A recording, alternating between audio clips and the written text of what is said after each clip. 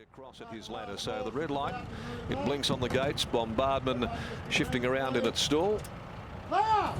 They stand, they're racing. Persistence Time bounced in front from Zandarrel. Collaborate will be sent forward, and so's Bombardment.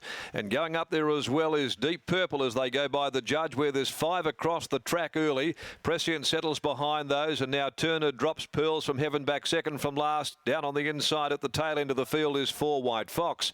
Leaving the straight through the crossing by the 1600, and going to the lead, it's Deep Purple. Taken to the front by Stent from Bombardment going up there, sitting outside of it. Then a length and a half Persistence Time.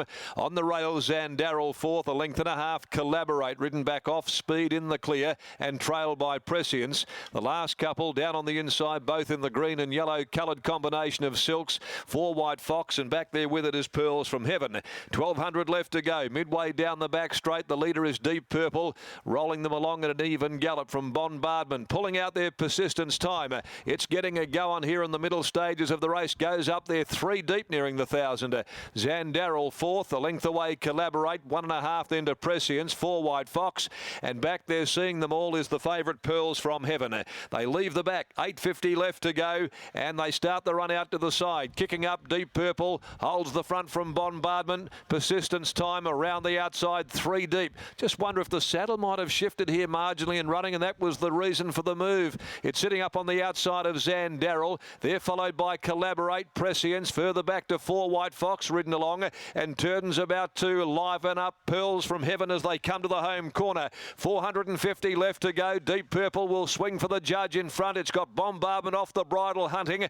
Then Persistence Time battling away. Prescience to the outside runs on. Pearls from Heaven at the head of the remainder with Collaborate. At the 250, Deep Purple giving back as a solid sight. Prescience now joins in. Pearls from Heaven starts to run on strongly. Further back is 4 White Fox. Prescience hits the lead. It's Prescience. Collaborate coming through. Pearls from Heaven battling back Deep Purple, 4 White Fox, but Prescience is going to hold them all at bay, and Prescience has won it from Pearls from Heaven. A nose away on the inside then. Collaborate third from 4 White Fox, close up Deep Purple. A gap, Persistence Time, Bombardment and Zandarrel. And that saddle did go on Persistence Time.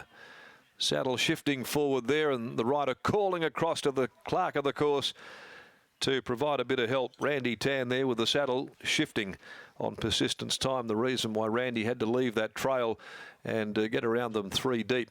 Prescience has won the race at odds for Chloe as a party. It's number 4, Prescience, that gets home at good odds, 24.85.20, defeating Pearls from Heaven, the favourite, $1.60, and Collaborate, $2.60. With close up Deep Purple and also 4 White Fox, who was wide out near the middle of the track, making some headway. But it's Prescience that wins the race. No great form to recommend it. 11 of 14, 9 of 14, 12 of 12, and beaten margins. Campbell McCallum turning it on here this afternoon. This 8-year-old, bit of a veteran, young Chloe as a party in the saddle, getting it home. Pearls from Heaven second, the Blackfriars mare, Colin Webster, Jordan Turner, and Collaborate third by High Chaparral, trained by Brian Rogers, handled by Craig Staples. Margins are 3/4 and ahead, time 2:08.41. Fourth placing to number 4, the widest of them, 4 White Fox. Okay, well, Prescience home, and that does end a drought. Timely enough with the rain falling today. 875 days since it last said g'day to the judge. All right, the last event, the Iron Jack Handicap. It's over 1,000. 7 Classic Chant comes out as we take you back down now into the yard. A bit of a form reversal here this afternoon for Prescience, Britt Taylor. Certainly is. Darren Campbell McCallum joins me, and his first winner as a trainer. Campbell, how long has it been since you've taken out your trainer's licence, and how does it feel to finally get this first victory? It's been about not quite 12 months, but it's taken a while. I thought it'd happen sooner, but all the seconds we've had, but no, it's thrilled to get the monkey off me back. You just said off camera that you've been the Tom Melbourne of the training ranks. You've had so many horses racing so consistently. How are the emotions going with 100 to go? Oh, when he hit the front, I knew he'd stay. He's placed up to 2,800 and he was pretty fit. So pretty confident when she rode him so well. So, yeah. We always see your family, your 2 kids and wife here. We always see you all together cheering them home. What does it mean to have them here today as well? Oh, really good. I don't think I've ever missed a race meeting. They love the horses. They're up every morning with us and come to the stables, and they get us back to sleep while we do all the work, and yeah, they're really good kids. They certainly are. They always have their binoculars in hand as well. It's always a great sight, and I think they'll be pretty proud of Dad training his first winner. Congratulations. No, thank you very much.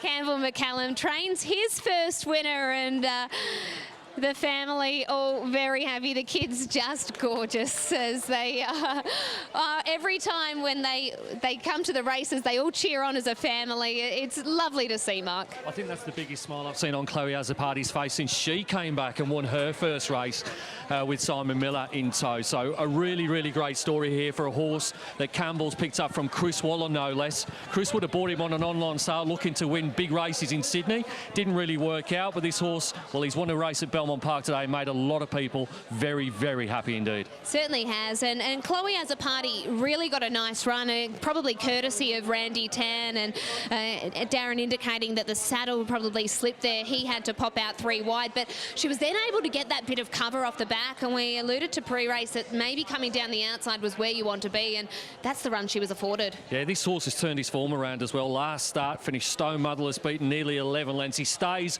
all day though, and he probably relished the conditions. Certainly it is, and 64 plus back to a 54 plus, so a nice drop in grade. Chloe Azzopardi weighs in now, and Chloe, you ride for a lot of people, but to bring home Campbell's first win, it must bring you great joy. Oh, absolutely. I've known Cam for a very long time, and you know, I've been grateful to get rides for him. And I said to him when I first rode this horse over the mile, I said, I think this horse will get there. It just needs ground and the right race, and it got it done today, so that's good. Got the ground today. Talk about the run that you got. What was happening in front? Was Randy's saddle slipping? Yeah, it didn't really affect me too much because it sort of gave me that little bit of a leverage getting that cover 3 deep where I can get rolling on a bit early.